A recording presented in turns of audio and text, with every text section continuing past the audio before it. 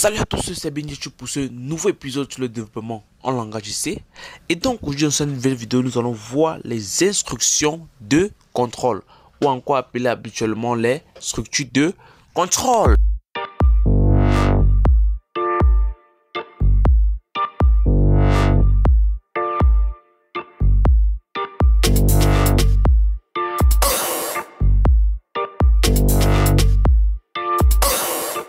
Le langage, c'est un langage quelque peu hybride.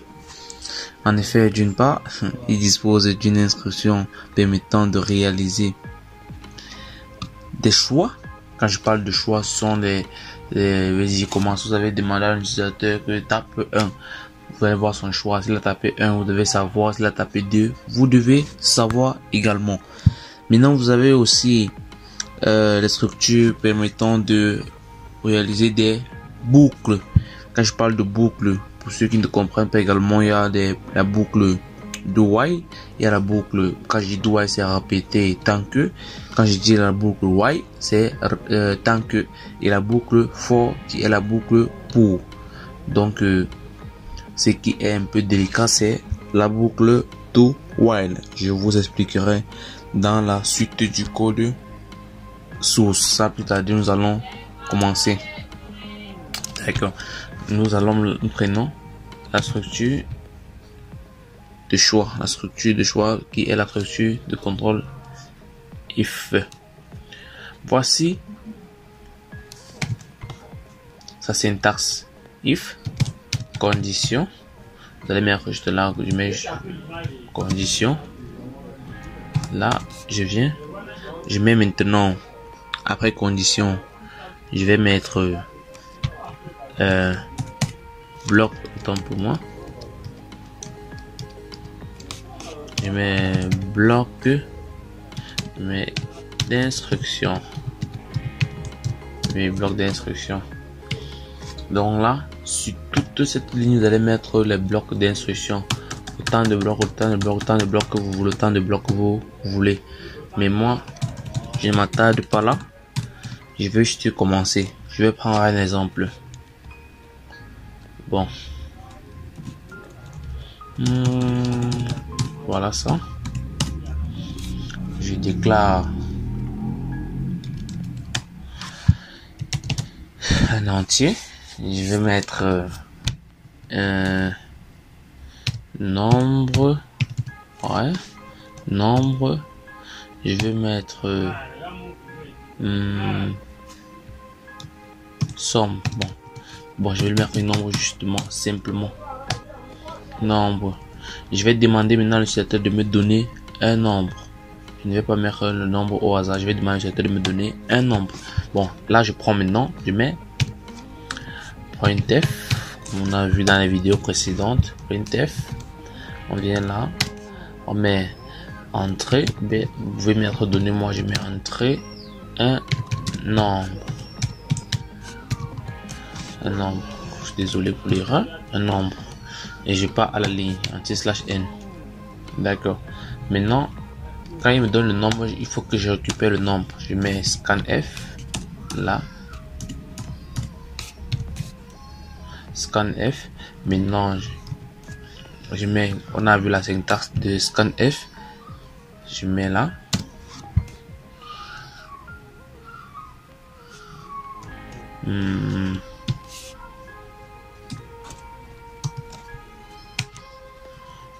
Je récupère, je mets, et là, et je mets la variable nombre. Là maintenant, j'ai récupéré. Que fais-je même? Là, j'ai récupéré mon nombre et je vais essayer de l'afficher. Vous me rassurez d'abord que je n'ai pas fait d'erreur parce qu'il me paraît que j'ai fait une erreur. Je me rassure. J'affiche. Je vais mettre juste là. Bon. Le nombre, parce que je vais utiliser plus tard, donc je fais une longue phrase. Le nombre est. Je mets anti/n pour aller à la ligne. Je mets là, je mets nombre. Ok, je mets le point virgule. Maintenant, je viens là. Je vais compiler pour me rassurer qu'il n'y a pas d'erreur. Et comme vous le constatez, il y a, bon, je vais mettre ça en commentaire. Je vais mettre ce if en commentaire pour que ça ne me donne pas des erreurs inutiles. Je recompile. Je mets 5. Ouais, il y a un nombre au niveau de la lecture. Bon, je me rassure que c'est je me rassure de ça. Et je lance. Ouais, j'ai affiché le nombre avant de... Attendez. Oh, que fais-je? Je n'ai pas mis le pourcent D. Désolé. Le pourcent D. Pourcent D, non, parce que c'est le nombre entier et je lance. Ok, je mets 5. Le nombre est 5. D'accord. Maintenant, je vais maintenant mettre dans la condition pour me rassurer, bien pour prendre le choix de l'utilisateur et faire quelque chose avec. Bon, je vais dire if nombre est égal, on met égal pour quand ce sont les égalités, on met égal if nombre égal 5. Là, c'est parce qu'on attend de lui qu'il mette le nombre 5. If le nombre égal 5, je mets bon, je vais mettre quoi? Bon, je vais mettre là. Je vais copier juste ça. Je coupe. Et là, je colle. Bon. Je vais mettre le nombre. Je vais mettre que vous avez entré. Que vous avez tapé. Que vous avez tapé est pourcent D. Bon, disons que oui, on laisse comme ça. Que vous avez tapé est 5. Vous voyez, vous allez voir. Entre un nombre 5, on va taper est 5. Donc on a essayé de changer et mettre autre chose. Nous allons maintenant mettre plutôt le nombre. Ici, nous allons mettre 6 pour que vous voyez comment ça marche.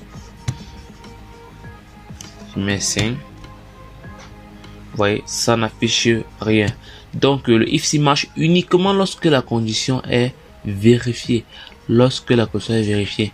Maintenant, je vais vous montrer, avant de traverser, je vais vous montrer une autre façon de d'écrire cela, un if.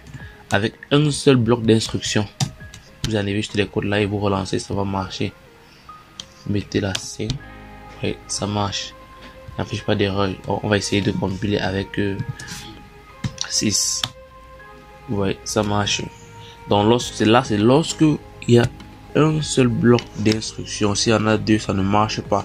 Ça va exécuter le premier bloc. Ça va vérifier la condition, exécuter le premier bloc et laisser le reste. Parce que vous avez fini par le point virgule. Alors que lorsque c'est dans les accolades, ça exécute tout le bloc avant de sortir de la condition, autant pour moi, de la structure. Donc maintenant nous avons vu le if, nous allons voir le if else. Bon, je vais laisser la condition là. Je vais mettre maintenant le else. Ouais. Else, je vais juste mettre quoi? Printf. Ctrl C. Ctrl V. Je vais mettre patienter. Bon, là, je vais mettre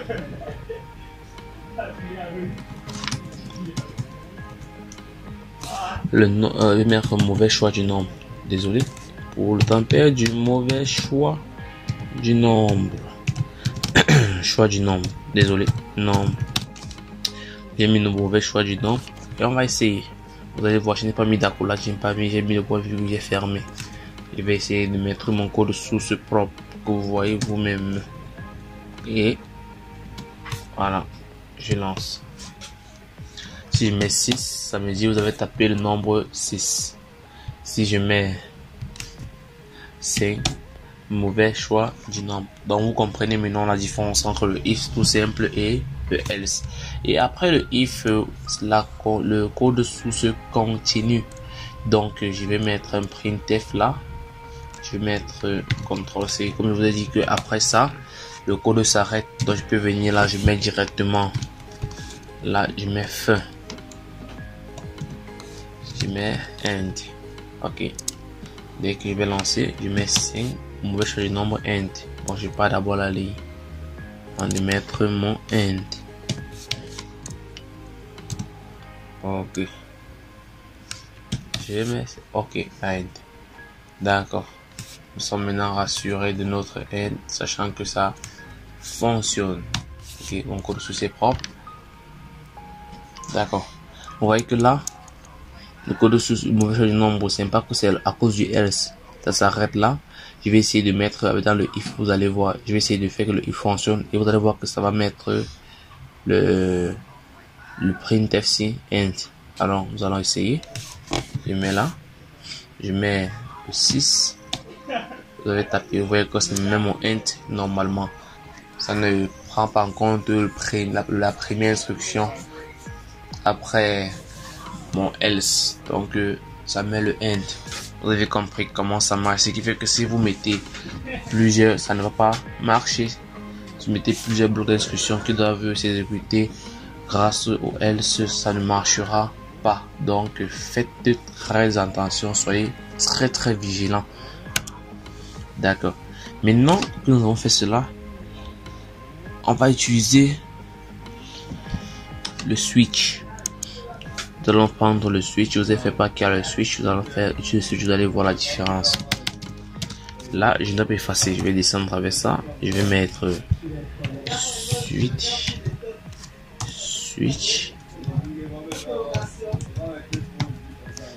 nombre. Je mets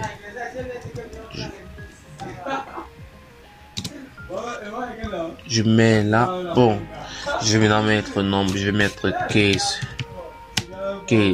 disons. Maintenant, le case c'est là. C'est comme après case, c'est la valeur ci. La valeur qui suit de la condition du if. Case, bon, disons qu'on va reproduire la même chose. On va mettre case 6. On va mettre le 2 points. On va mettre le printf ici. Donc, on essaie de reproduire nettement le if else là. Vous voyez, là on a mis le case 6. On a mis le else. On vient là. On met notre break.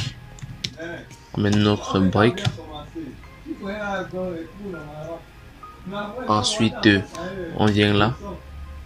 On va mettre notre else qui est là, mais dans la structure switch ce n'est pas else, c'est default. On va mettre default. Ok, on a mis.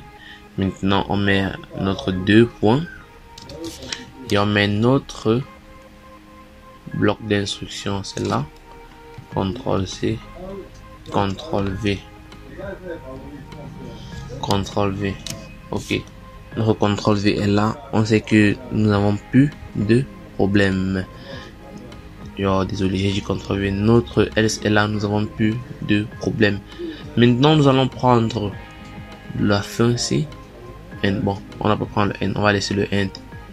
On va mettre tout ceci en commentaire pour vous montrer que ce n'est pas ça qui marche. Je mets ça en commentaire. Je laisse le end. Et je lance. Après, non, je mets 5. Ça met mauvais choix du nombre. Là, c'est le default qui marche parce que le case qui est déjà là ne marche pas. Je mets le default marche. Je vais essayer avec la valeur 6. Vous voyez, ça marche. Donc, vous pouvez ajouter autant de cases que vous voulez. Autant de cases. Vous dites autant de choix. Choix 1, choix 6, choix. Donc, je viens là, j'ajoute un choix. CTRL-V. Je vais ajouter 5, disons 5. Attendez. Disons 5. Bon, je n'ai pas activé mon pavé numérique. Disons là. Bon, 5. D'accord. Après avoir activé le 5 là, on va lancer. On va mettre d'abord 4, vous voyez, mauvais choix du nombre. On va mettre 6. Vous allez voir, le nombre de taper est 6. On va mettre 5 également, ça va marcher. Parce que on a mis une requête. Vous voyez, ça marche. Là, nous avons fini avec la structure de choix. Parce que je vous ai dit, le C est un langage un peu hybride. Donc, c'est presque comment ça fonctionne. C'est un langage quelque peu hybride. Donc, il dispose des instructions, des structures permettant de réaliser des choix, comme je vous ai expliqué. Voici pour les choix qu'on a vu. On a vu. Et on va maintenant voir les autres structures. D'accord. Maintenant, nous allons passer aux boucles. Nous allons commencer par la boucle for. Ok.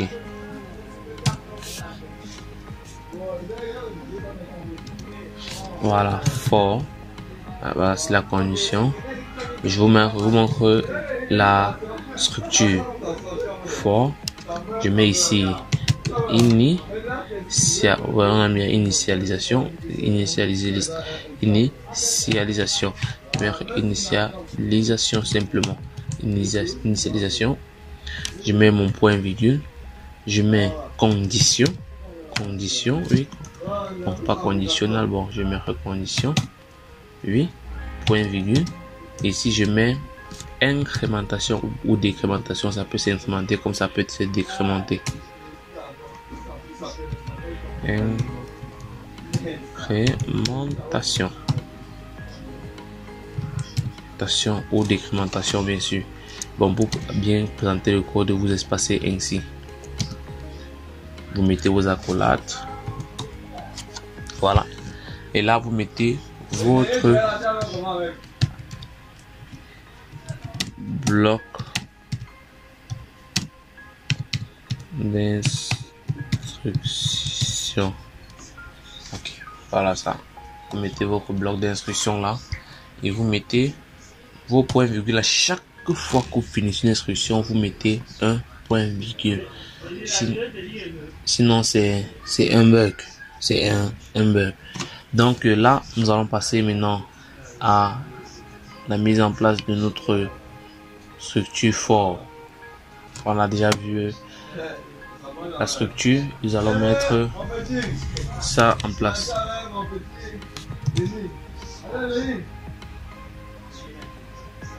Et là maintenant, nous allons voir comment nous allons mettre en pratique comment ça se passe. Nous observons comment je peux faire.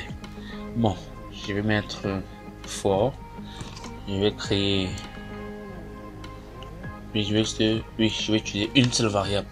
For nombre, oui, égale, je mets 1, non, je mets comme il a commencé là. Bon, je vais utiliser sa variable. J'utilise. Bon, il faut initialiser. Je suis obligé d'initialiser. Je vais mettre, je vais annuler ceci.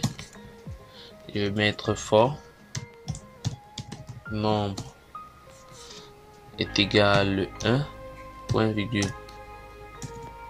Je mets là nombre. Je mets la condition. Je vais mettre inférieur ou égal à, bon, disons 20. Oui. Nombre plus non fiche nombre plus.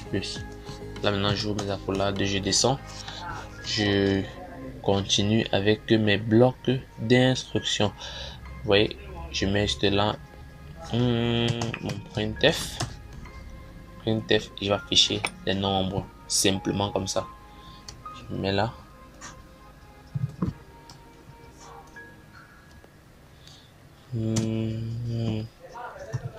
Pourcent de virgule, mes nombres, point virgule, et on va lancer. Vous allez voir comment cela va fonctionner.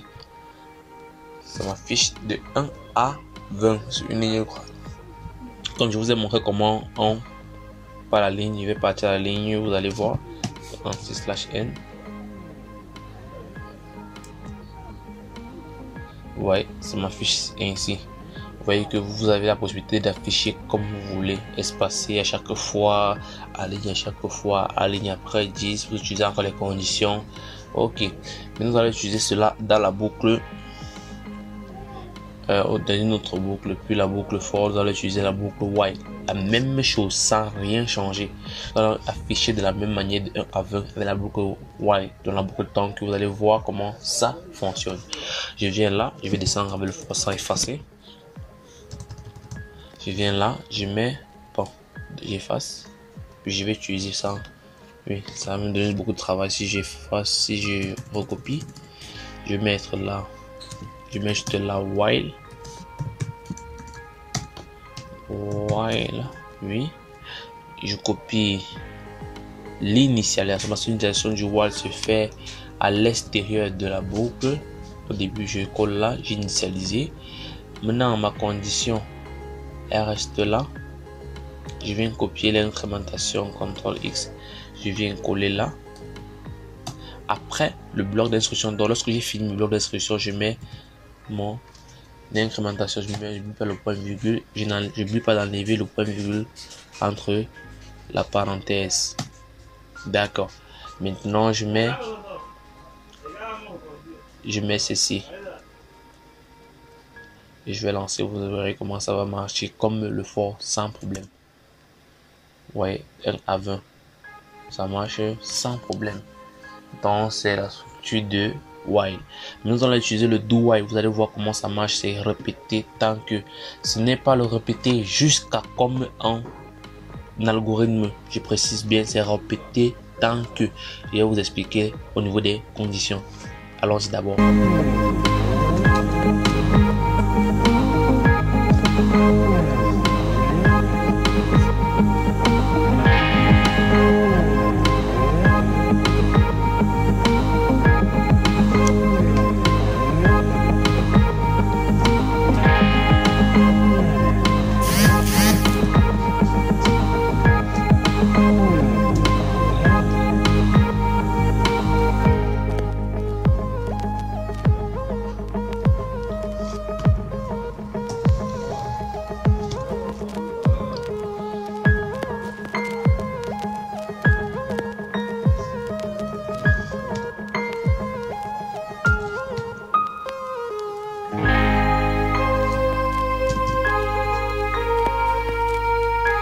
Ok, là vous voyez que là j'ai mis mon do, j'ai mis printf, j'ai mis le nombre, j'ai mis mon incrémentation, j'ai mis le while. Et observez maintenant, je vous explique.